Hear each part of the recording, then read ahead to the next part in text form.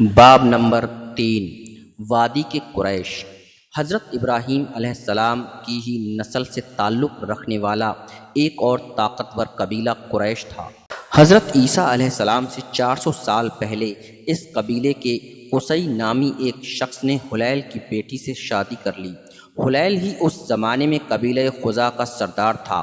حلیل داماد کو بیٹوں پر فوقیت دیتا تھا۔ وجہ یہ تھی کہ اپنی خصوصیات کے سبب قصی اس زمانے کے عربوں میں ممتاز تھا۔ حلیل کی موت پر ایک خونریز جنگ کے بعد جو ثالثی پر ختم ہوئی، بالآخر اس پر اتفاق ہو گیا کہ قصی مکے کا حکمراں ہوگا اور کعبے کا متولی بھی۔ بعد ازاں وہ قریش کے اپنے ان رشتہ داروں کو باہر سے لے آیا جو قریب ترین تھے اور انہیں حرم کے پہلو میں آباد کر دیا۔ یہ تھے اس کا بھائی زہرہ، اس کا چچا تیم، ایک دوسرے چچا کا بیٹا مخزوم اور ایک یا دو چچیرے بھائی جو نسبتاً کم قریب تھے۔ یہ اور ان کی بعد کی نسلیں وادی کے قریش کہلائے۔ قصی کے نسبتاً دور کے رشتہ دار آس پاس کی پہاڑیوں کی گھاٹیوں اور ان کے پاس دیہات میں بس گئے۔ ان کو مضافاتی قریش کہا جاتا تھا۔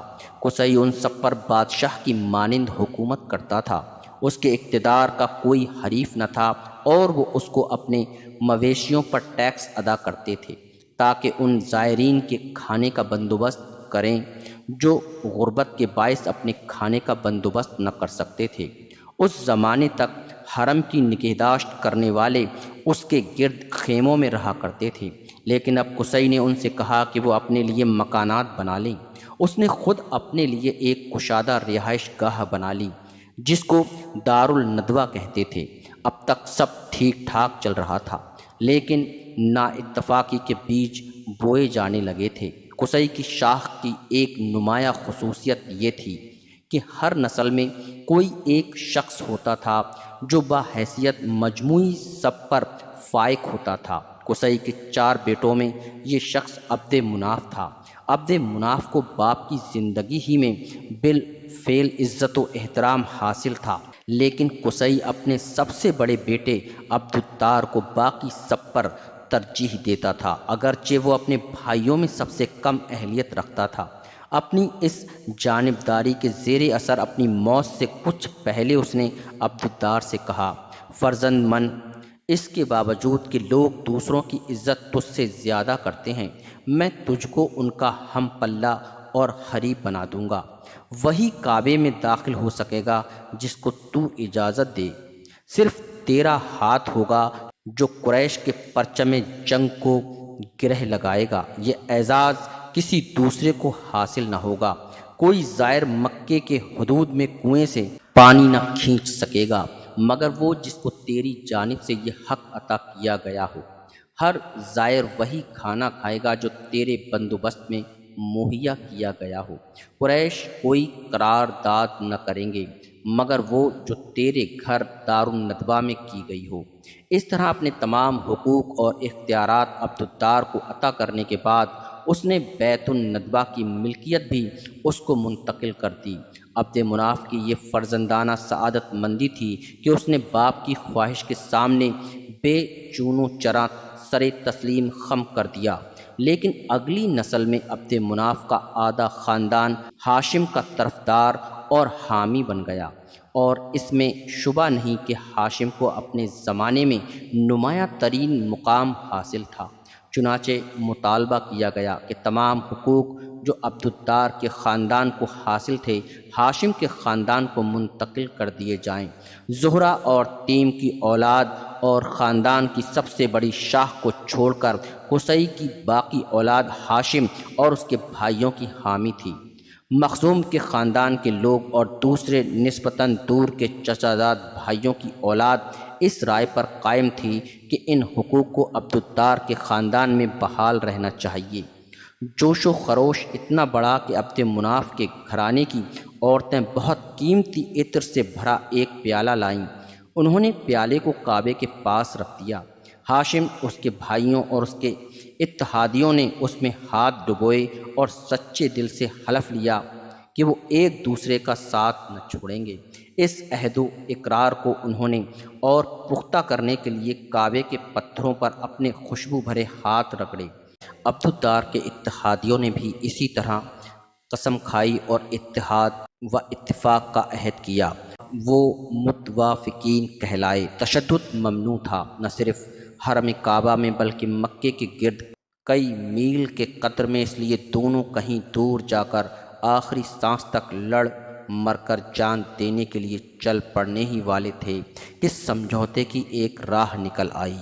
اس امر پر اتفاق ہو گیا کہ عبد مناف کے بیٹے ٹیکس عائد کرنے کے حقدار ہیں اور زائرین کے لیے کھانے کا بندوبست کرنے کے، اور عبدالدار کی اولاد کے پاس کلید برداری اور اس کے علاوہ دوسرے حقوق بحال رہیں۔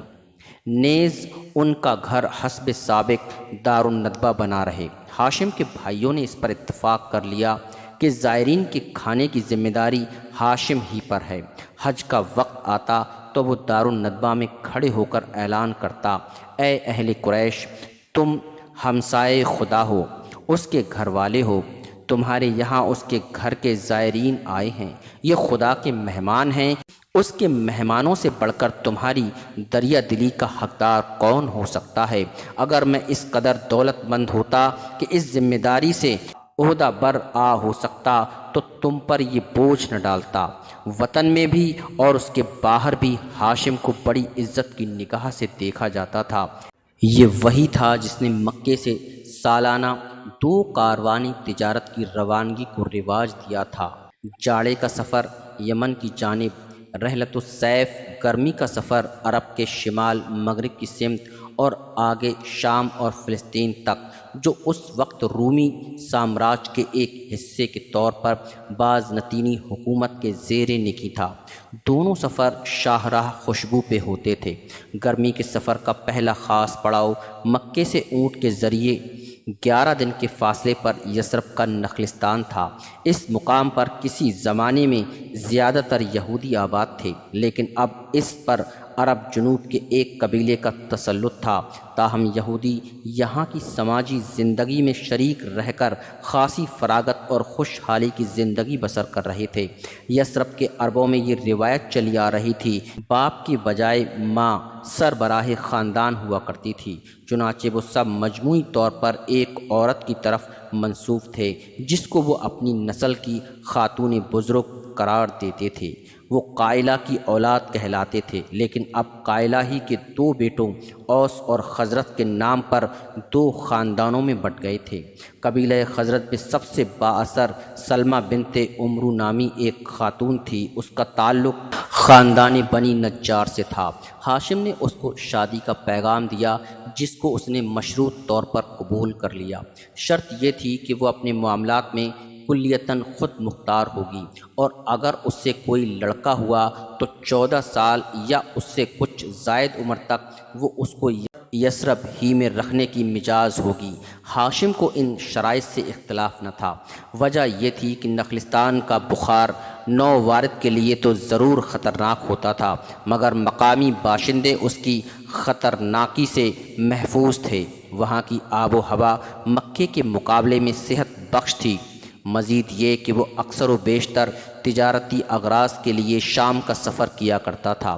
آمد و رفت کے دوران ادھر جاتے ہوئے اور واپس ہوتے ہوئے وہ سلمہ اور اپنے بیٹے کے ساتھ قیام کرتا، لیکن عمر دراز ہاشم کے لیے مقدر نہ تھی۔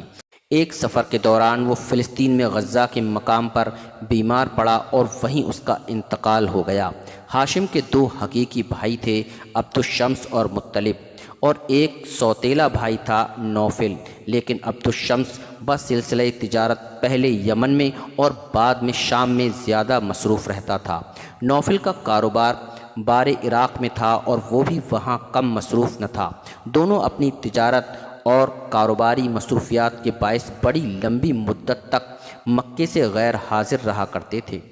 اس وجہ سے یا شاید کچھ اور وجوہ سے بھی ہاشم کے چھوٹے بھائی مطلب نے زائرین کو پانی پلانے کا اور ان کے کھانے کا بندوبست کے ضمن میں ٹیکس عائد کرنے کا اختیار اپنے ہاتھ میں لے لیا۔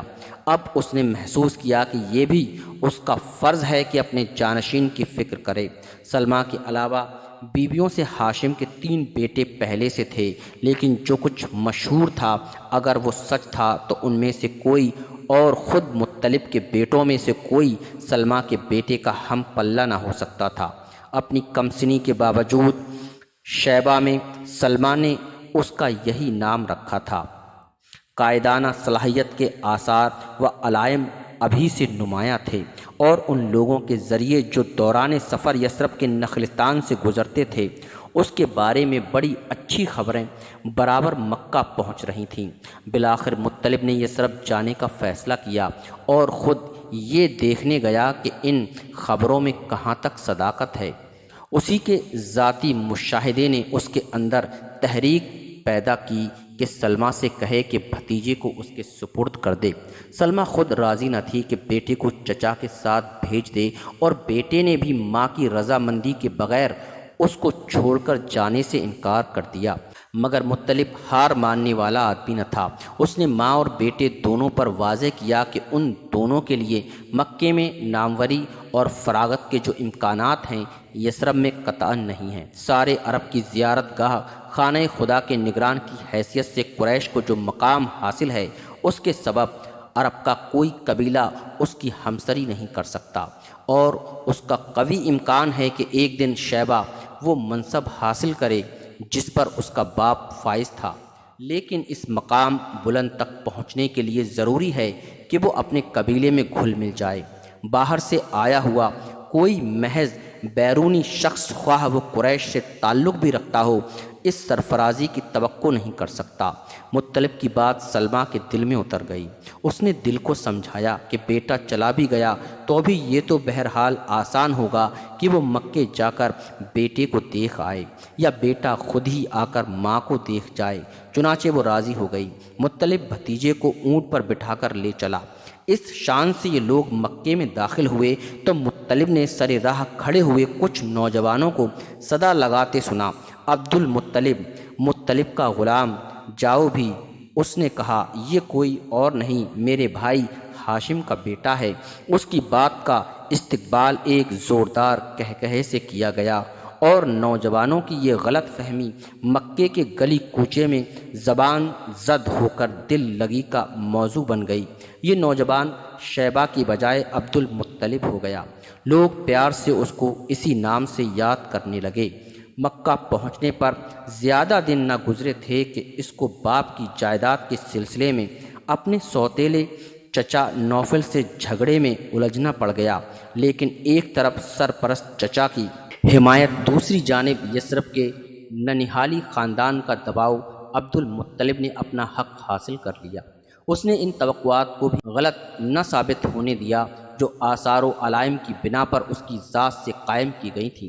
چنانچہ کئی سال بعد جب مطلب کا انتقال ہوا اور زائرین کو پانی پلانے اور کھانا کھلانے کی بھاری ذمہ داری اس کے سر پر آ پڑی تو جانشینی کے سوال پر کسی نے بھتیجے کی صلاحیت و اہلیت کو متنازع فیانہ قرار دیا، بلکہ لوگوں نے یہاں تک کہا کہ ان فرائض کی انجام دہی میں وہ باپ چچا دونوں سے بازی لے گیا۔